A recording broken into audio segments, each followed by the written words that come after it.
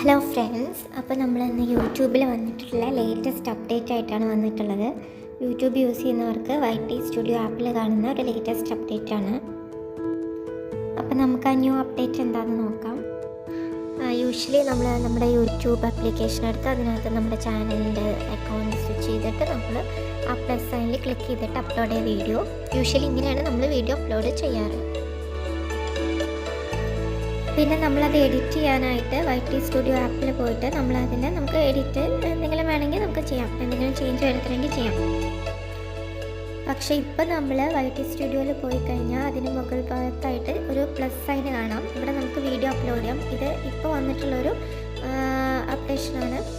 അപ്പോൾ ആ plus sine നമ്മൾ ക്ലിക്ക് ചെയ്തിട്ടുണ്ടെങ്കിൽ നമുക്ക് അന്ന് വീഡിയോ അപ്ലോഡ് ചെയ്യാനുള്ള ഓപ്ഷൻ വരും. നമുക്ക് ആവശ്യമുള്ള വീഡിയോ അതിൽ ഡയറക്റ്റായിട്ട് തന്നെ അപ്ലോഡ് ചെയ്യാം.